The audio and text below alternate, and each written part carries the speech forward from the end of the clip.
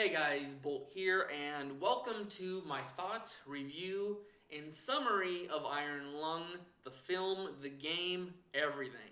There will be timestamps in the description and hopefully the video. I know sometimes it messes up, but hopefully that makes it easier for you guys to digest this video or like go find what you're looking for. But let's get into this. So basically, I'm going to start with the review because it is pretty quick. There are jokes. I'm sorry for trying to make your day more positive, or at least leave you with some little haha. Especially with this, the way the world is. But anyways, we'll be doing the thoughts and slash review, and then we'll get into the games summary. I played the game on Monday. You can go back and watch that.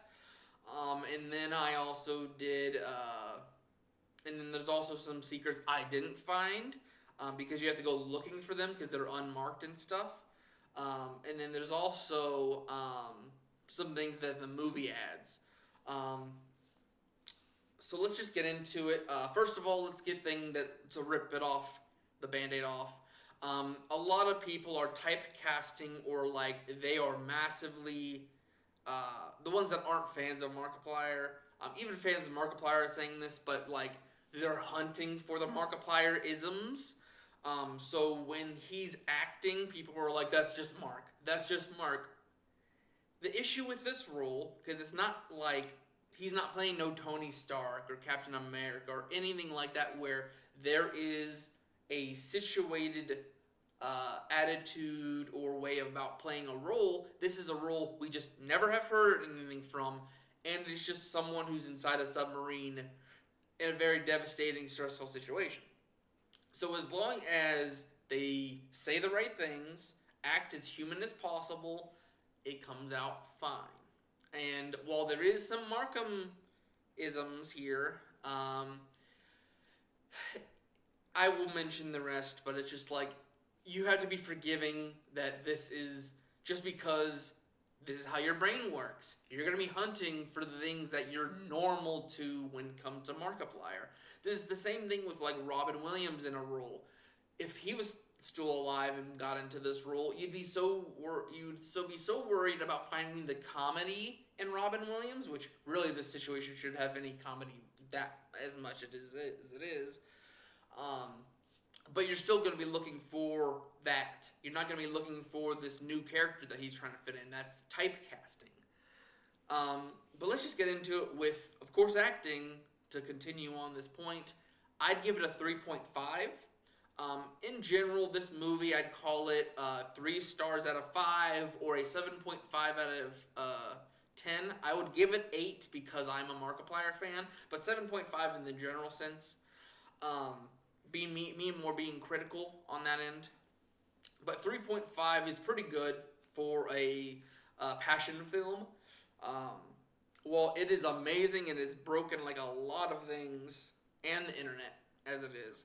Well, not a A-lister, he's doing amazing for what he is. I would say he's doing better than a certain A-lister that can't move on from their WWE career and wants to actually play a different character than himself. I have a hatred for someone that has that description. Not a hatred, but I will never watch a movie or show with them in it because of how they are. Mark is, for the most part, he feels like someone else. You can get some Markiplier in the early parts, but what like someone else said is this is similar to other things he's been in, and especially there was a show he was in, and then also his own creations that at the beginning you can feel the Markiplier like raw. He's just there, and as the film and other things progress, he normally gets into the character, he gets into the flow of it, he starts getting in, like, absorbing what it's supposed to be, and you can see that very quickly. I think within, like, the first 20 to 30 minutes, you start seeing the switch to the character. I think the biggest thing that was, like, Markiplier-esque is this is something a human would do, But like when they're like, "Hey, we need you to do this," and he's like, "And this is for my freedom, right? My freedom."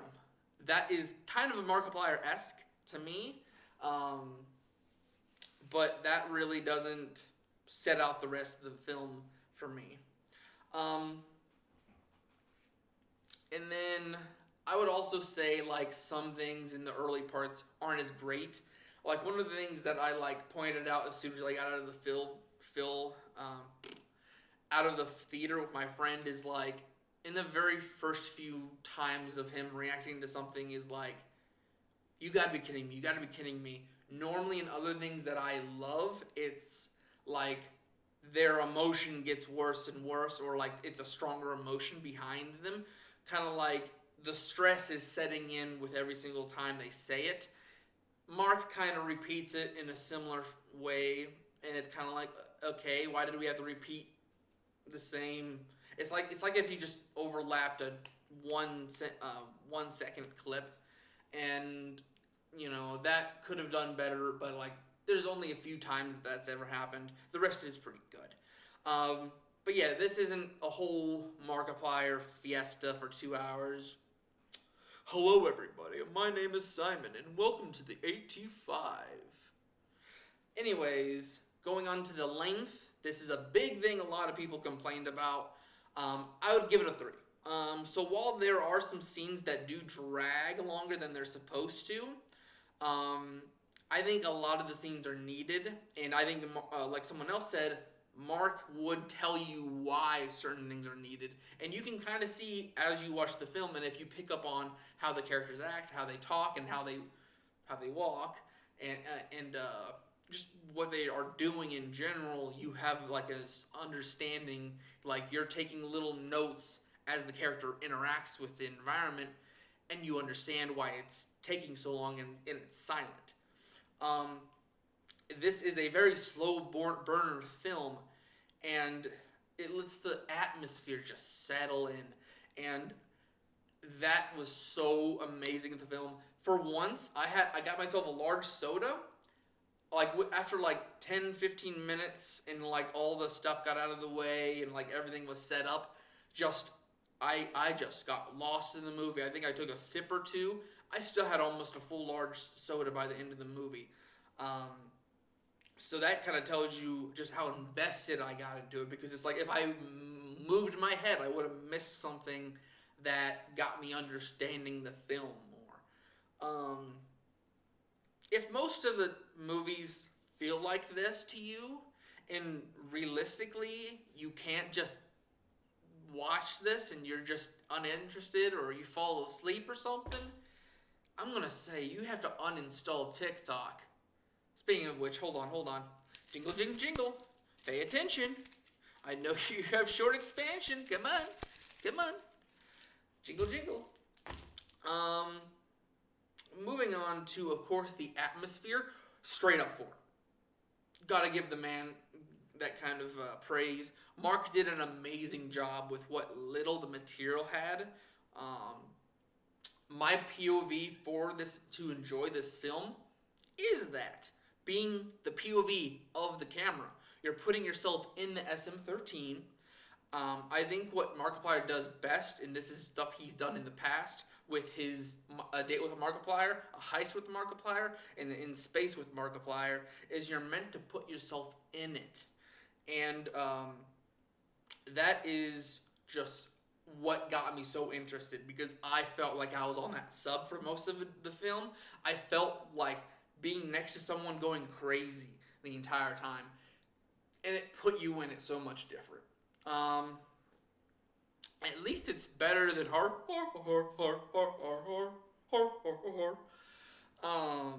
sorry.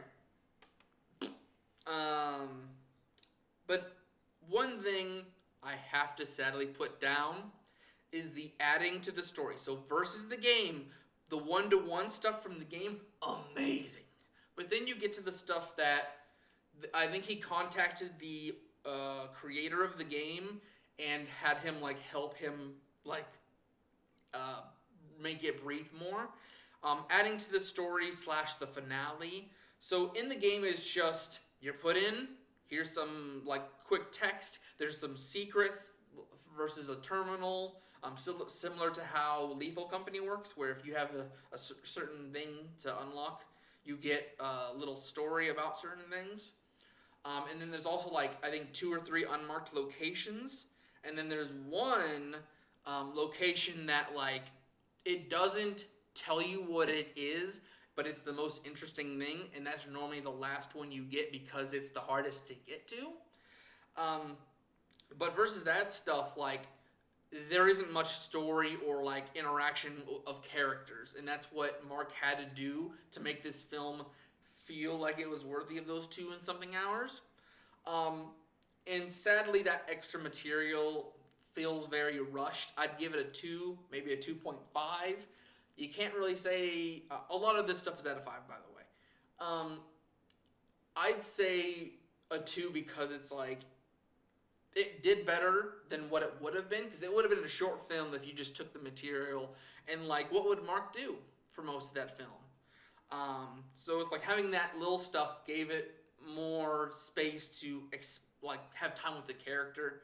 While it helps fill out and like it moves the story along, a lot of it, this added DLC, with getting pulled up with the COI, and then face to face with them, and then so like meeting the team behind the radio singles, and then just like that finale with when the ending is going into just the impending doom. Doom. Doom? Doom? Um, it feels like fluff. It does, and it's not to be rude, of course. A whole lot of nothing is sadly what it feels like. Like when you go to see the COI, which I'll explain what that is, but the people that aren't Mark that were over the radio and they pull them up for a scene. While it does kind of explain what the camera slash X-ray machine does, it just doesn't get used. Like it gives the audience who actually like absorb content and like uses it for like theory crafting or like to explain something. Those people can use that scene to like maybe this is why this is happening. But else than that, those interactions could have been done over the radio. And then it's kind of like, while I know getting to know Ava and the others more does feel more human, and that is pretty good because that's what you're supposed to do. These are just humans doing what they can in the situation, being stressed. Not to mention they're literally going to run out of supplies and stuff, so it's best to like race to make sure things are doing so they don't suffer like in a very bad death. Hold on, gotta move some stuff around.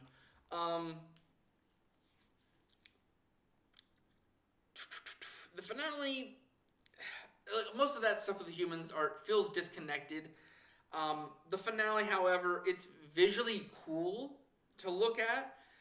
It's just maybe a little too much. It's a lot. While it's like simulate like there's the shaky camera and like they did like a thing like a rig to sway it.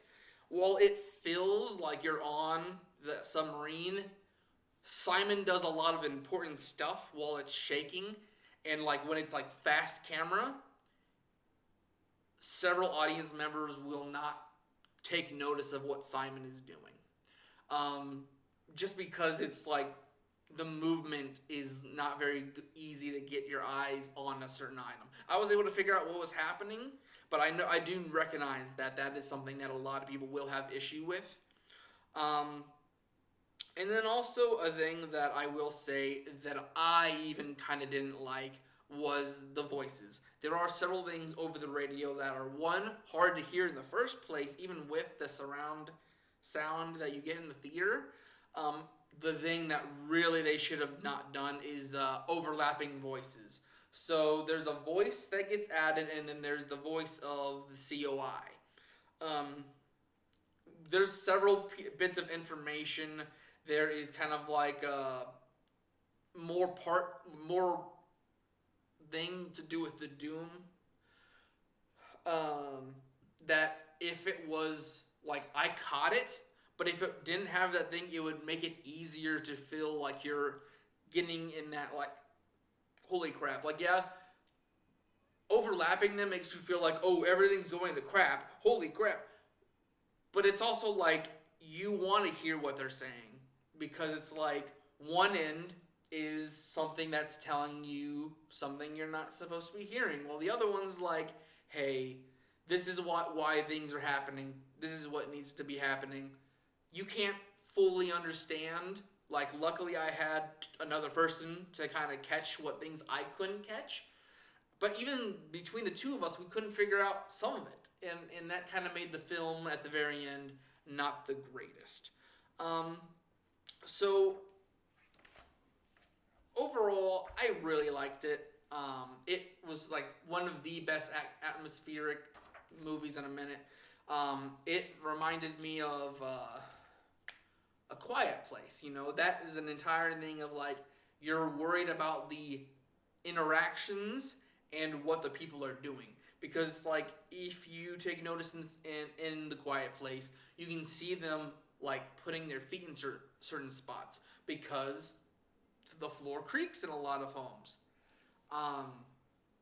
Or like certain things make noise. That is something you can pick up in this film if you take interaction with the film. But yeah, I understand why some people can't do it.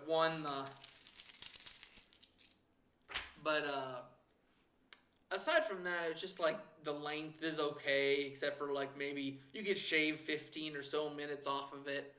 The shaky cam, the overlapping voices, the voices that are short, a lot of the fluff material to make it longer.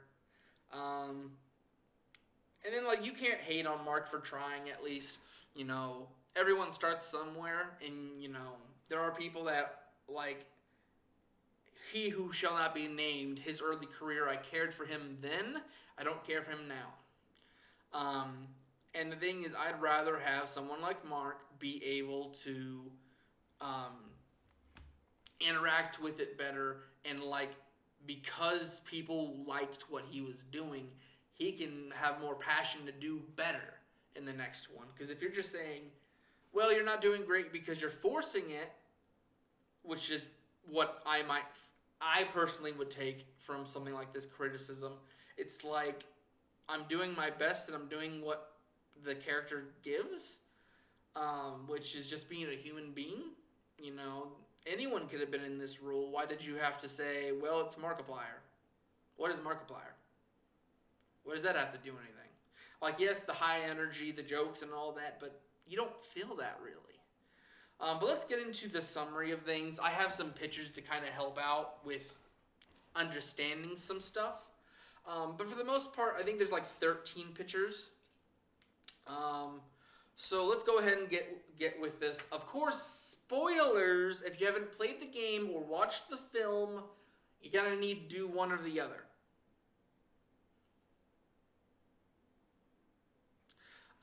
Anyways, decades before the game, every star and livable planet vanishes, leaving the humans in space stations and starships alone. This event is known as the Quiet Rapture. Supplies and resources are dwindling, and the only natural light is ghost light. These are from stars, but this is the last little bit of light that they gave out before they vanished. So basically, say the sun.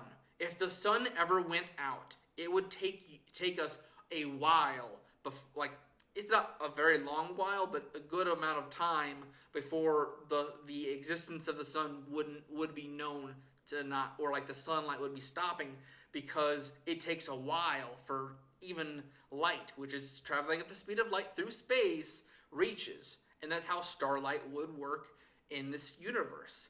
Is light is still moving, and it doesn't just disappear, it's still traveling.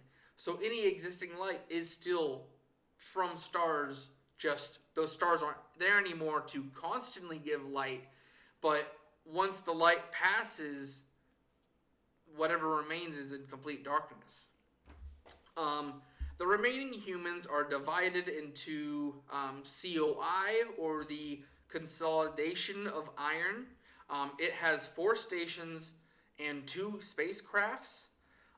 The other group is known as Eden. This Eden was the largest space station that once orbited Mars, which Mars is in real life is going to be the first ever colonized planet.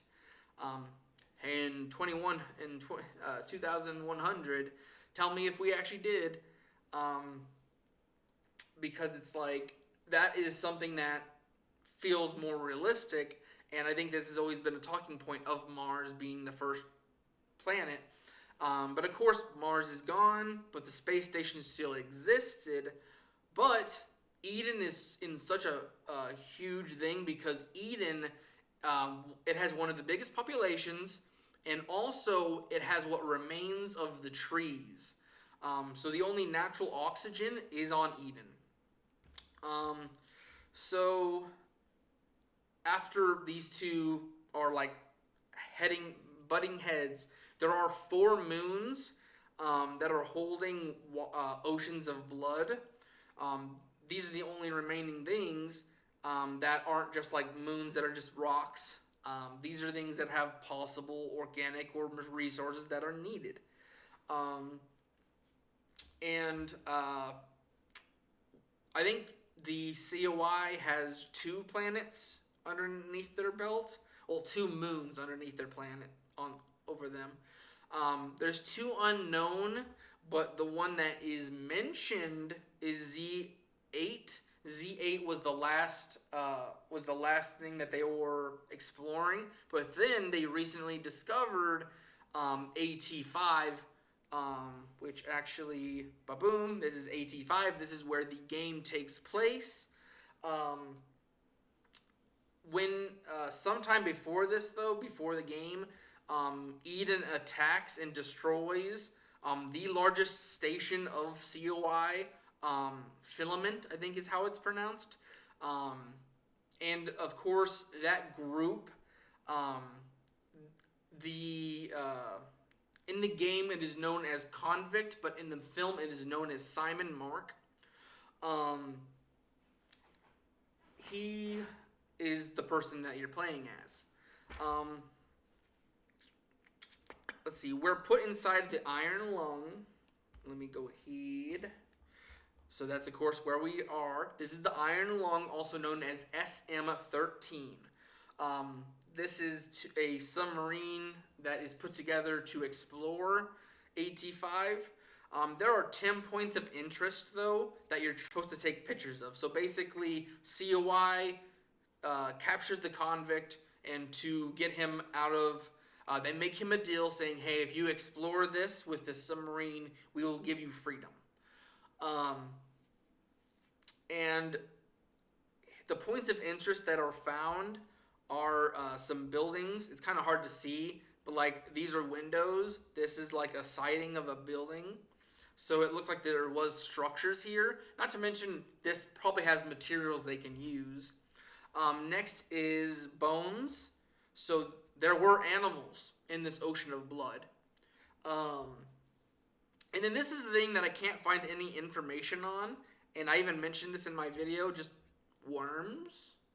Or like maybe these are metal beams or something. I just call them worm-like objects. And then of course we have the most interesting of the points of interest, the light.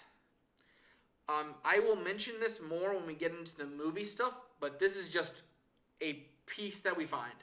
And if you go back and watch my my gameplay, I only play it. I don't get any secrets. I just play it the way through. And this is the last point of interest that I was supposed to get before the game ends.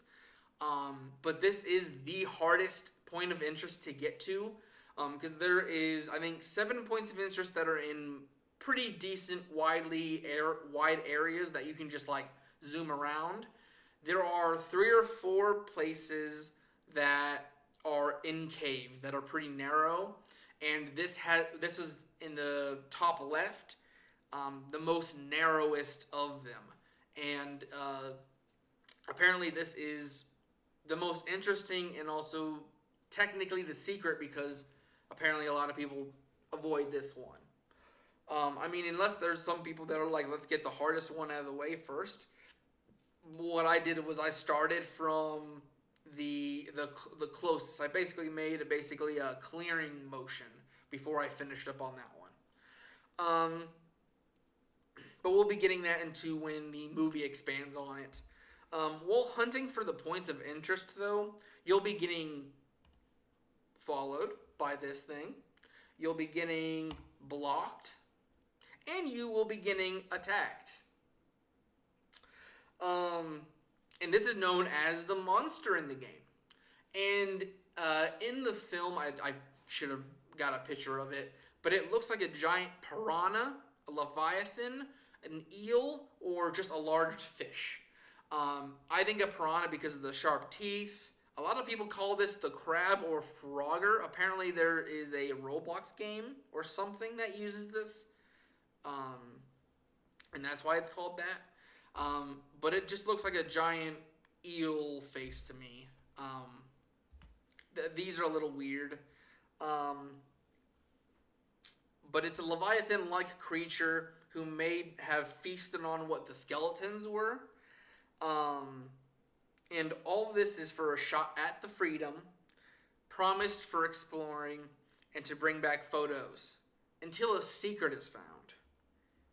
Another submarine, the SM-8. The SM-8 is a sub made for researching the Blood Ocean. A terminal entry from it saddens the situation. So the M13 is basically a piece of junk put together to make a submarine. It is one of 3 burner submarines that the COI doesn't care about.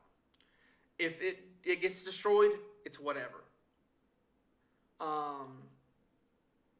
They'll take the information from your sub and let you just suffocate down there.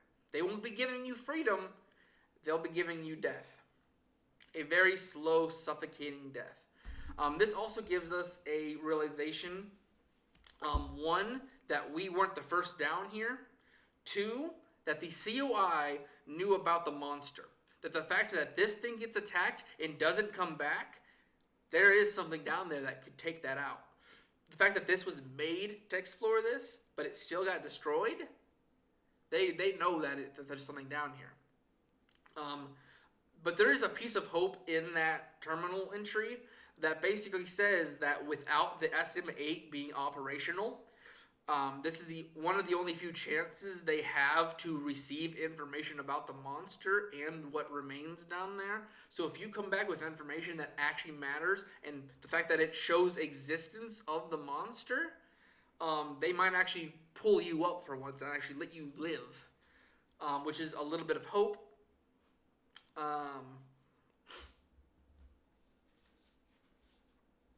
And then let's see. So as we're about to get the final picture, the monster kills us. So the hope is about to be like, oh, okay, I might be able to get the information and actually be able to like get my life lived, but we die right before we get the last photo, which my what is it? It's just like I get that last check mark. I wanted to make sure I got all the objectives finished, and then they took it away from me. Before we get into the movie details, there is one more unmarked location that I guess was where the SM-8 was, but it got moved to a separate location. And did I take a picture of it? No, I didn't. It's known as the Humming Monolith. Apparently it was, I think it was supposed to be a cut content for another point of interest. So I believe this was supposed to be another thing you just find for the check marks. Or because it's a monolith, maybe it has something to do with the light. Another thing I didn't put notes for, but like in the entry for this, it basically says that there was a scientist in this. That means there's someone that was like highly needed or like of importance that came down in this. And this thing was made. It had materials and all. It was important that this thing come back. In the entry, it also says that basically, if you're stuck in the iron lung, you're screwed. But if you are in this, they expect you to come back. So yeah. Now moving on to the Iron Lung film, starting with our buddy Simon, played by Mark, also known as the Convict. He is a part of the Eden group, like I said before. Through the film, there's like quick scenes that like give you explanations, but it's so quick and like so mind-numbingly, it's kind of hard to catch it. That's a part of like the extra stuff I was mentioning. That's a 2.5 I give. But it kind of shows that Eden's mindset is kind of drastic and kind of gives you an understanding of why COI and Eden don't get along. It's basically that in the film there's someone like known as Father. I don't think it's Simon's dad. I think it's just he is titled Father, and he's the possible leader of Eden. And he holds basically, he's that one guy you don't want to bring to a party because he's a drag. He has no hope that we're gonna find any materials, anything to like bring life back in, be able to exist longer. And he puts this teachings / ideals to Simon and what he calls his brothers. Similar, I think these are just people of the Eden group that are called brothers and sisters. Very similar to how like a church or like a religion would be like. The highest member is known as the father or the mother, and then the lowers are siblings. But they, similar to the father, don't hold any hope or reasoning to go searching for resources or to rebuild.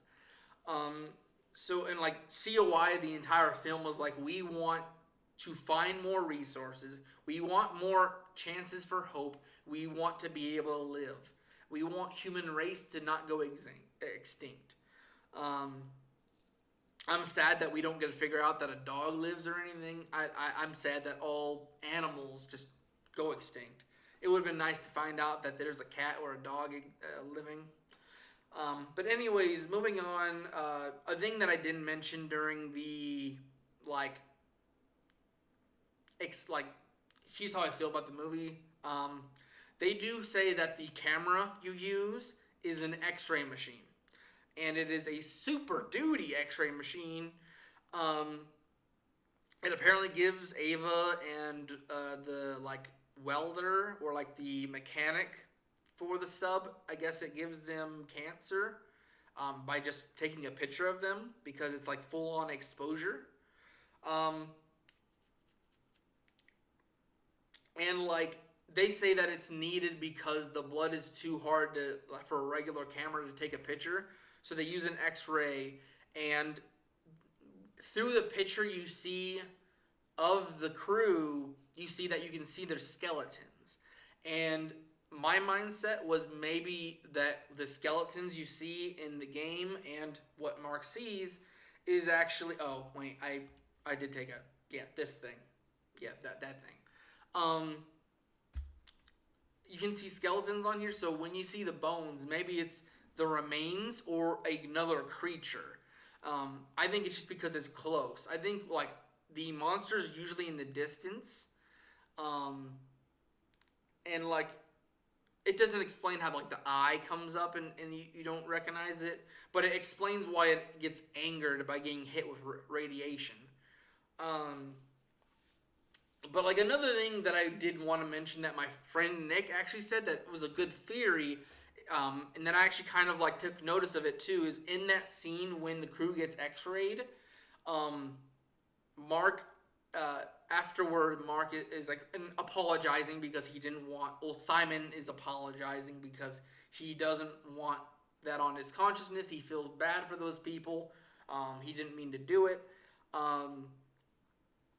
But a thing that he asked that you have to kind of keep in mind is when using this machine, does that mean there's a chance for it to come back on the person using it? And will they excuse that there is materials that stops it from coming back, similar to how like they have an apron, they have you wear an apron, or like there's that piece of like plastic put in your mouth that's supposed to protect you from any radiation from it. I think it's BS. Because at the end of the film, you see like he takes off his wrappings, which is where he would have the most contact with the button to press the X-ray machine. I think it's like his entire body's getting filled with tumors and stuff for interacting with this. And not to mention, the game logic is saying that the SM13 is not made of anything good. It does not have what the SM8 has. The SM13 is garbage. So I doubt they would put a good amount of materials into what a convict would use rather than their own scientist. Let's see here. Another thing that kind of like a part of this section is like they mount a extractor to get a part of the skeleton, and like as Simon is bringing it up, like it kind of mentions that it, like either whatever it got an impaled attack, like fights back, kind of like a fish on a hook, or it's the monster coming back to attack the sub. Which my idea is that, like I was saying with the X-ray, is that this is actually the remains, not a skeleton, the remains of it. And as it's getting picked up, it still has meat and stuff on it. And the monster isn't done with its meal, and you're taking what it was feeding on. And if you're taking like a dog or a cat that's feral, its food away, it's gonna attack you. Another thing that I will say, moving on to the monster. This is actually from the film. Apparently there is monsters, plural, and this also has to do with the light as well. So in the game, people believed that there would be multiple monsters and creatures based on the close-up of the eye has scales versus the PNG of the monster that attacks you is different, and there's no scales on the PNG. It might be a situation like this is a flat image versus a 3D model, or like the PNG. And then also, like, if it's true that the X-ray is just to, get through the creatures, maybe these creatures aren't actually skeletons and they're actual there. But another thing in the film is after the monster attacks for trying to pick up the skeleton for a sample, when Simon falls and gets like pulled into something, he gets put into a cave. And I think it's kind of like a nesting area, because it's kind of like it's like monsters are around every corner. And Simon does say aliens with a plural, not aliens. So while it doesn't have to be, it could just be like in general aliens, but I think it was probably saying, hey, there's many of them here.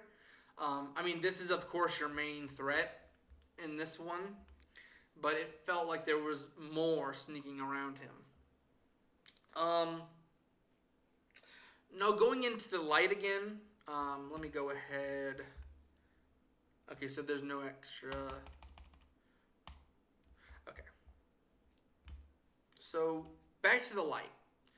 The light is not even like, there is nothing to do about the light in the game. It just shows this picture. But in the film, when they discover SM8, there's like data on it, and there's also a voice that comes over the radio that Simon believes that he is like experiencing, like he's running out of oxygen, he's got no water, no food. He's getting stressed, so he thinks he's just imagining this. But it's realized that the voice that was originally put to the SM-8 is actually the light talking to Mark. And basically, this is putting the light in the face. And this, I think, is what the creator wanted the film to explain, is that the light is a major factor in the game, that it's an oddity of the points of interest. And the fact that this isn't a building or a skeleton or some random thing you find, it's just a light. And the fact that it's the hardest to find means it's meant to be put into a corner so it cannot be found easily. And the fact that I had to like maneuver very hard to get to it, yeah, it's something else. Another thing that the film kind of connects with them is that the monster has some kind of coexistence with it, or the fact that the light does control it. Because it's like at the end of the film, when it's kind of hard to hear the voices, the light is basically saying, you have been like explained what has happened. Basically, once he comes in contact with the light, is talking to the voice, and it has explained it, and that very well-known scene of him coming out of the sea of blood by himself, it is him experiencing the light as like a singularity. And it's basically saying that I will explain to you what is always happening. The light basically says, in my understanding, that the light is the reason that the quiet rapture has happened. It's the reason why so many things are wiped out. And it's the reasoning for the blood oceans as well. And it's very possible that the blood oceans are the organism's blood that it took out.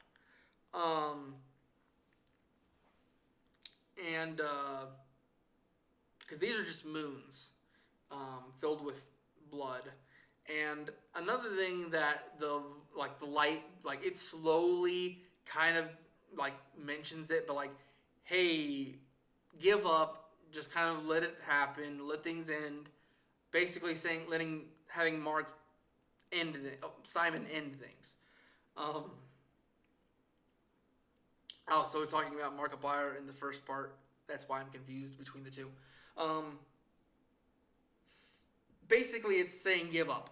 And then all of a sudden, like, after explaining everything, it's like, once he claims the data from the SM-8, he's like, you are not to let this information get anywhere.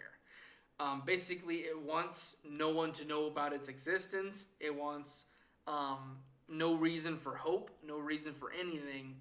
And it's very similar to how Eden thinks, with like, there's nothing, just let things go on and just die off. But at the very end, it sounds like Ava. It's weird. This is why they really should not have overlapped or did what they did with the radio. It sounds like Ava was like, hey, you know about Data. I'm going to come and get you. We're still going to come and get you because of this. And it sounds so much like she's willing to do so. And then either she faked you out or she went down to get it, but she's about to meet a fate. She knows she's going to die. Because to me, it sounds like she's in the middle of getting attacked by the monster when she's trying to save Simon. And then like her noise ends. So it sounds like while Simon is rushing to the extraction point, she's getting attacked and she dies. The sub or whatever that she's got is destroyed. She dies, and the light, once finished with the savior, turns around to attack Simon. So I don't know if they were going to save him, but they got attacked, or they ended up backstabbing him in the end, which is very possible because, like I said in the SM-8's entry, it kind of explains basically they will make it sound like they're going to give you something. They're promising everything, but in the end, they'll just, like, you're on a cliff hanging there, cliffhanger, and they just take the thing out of your hands and push you off.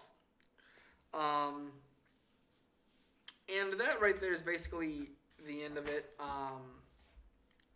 Because it's just like, in the game, it kind of just, you're exploring points, you're taking pictures, you learn that they're promising something that they'll never do. The SM-8 was what they were supposed to be using, and they would have used you for another purpose, or like if there was any danger, you'd be the next to go. And that's really it. Is the monster, points of interest, a little bit about what the companies do, and kind of about a little bit of their history.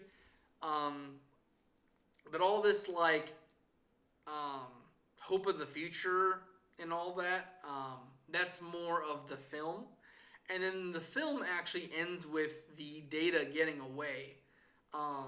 Because if I can recall, basically in the shaky / fast-moving camera, Mark is getting the life jacket, which he used to like put a flashlight in to get to the restart switch and all that. He puts the Data in the life preserver so it can float to the surface, so the Data can be extracted. That's the whole purpose of that scene. Is basically Simon is trying his best to secure the Data while the creature, the light, is trying to take him out. Another thing that is possible that I think is it makes the situation worse than it was originally, even with the SM-8, is that in the film, it does portray it a little bit. The sub more or less just gets destroyed, which it's a crappy made sub, and then it starts flooding. In the movie, flesh is starting to exist. Everything looks like it's starting to living. It looks like the light is turning the sub into a living organism, which I think is what those creatures that are skeletons, or what the monster feeds on. I think it's either pre-existing submarines or just materials that had human beings in it, turned it into a living creature that would become of the ecosystem of the blood, and it would be eventually used to feed the monster. So that's about it. I'm sorry that this took 15 minutes, but between my thoughts, explaining some stuff, I kind of went on some tangents. But for the most part, that is it. I will see you guys in the next one. Bye-bye.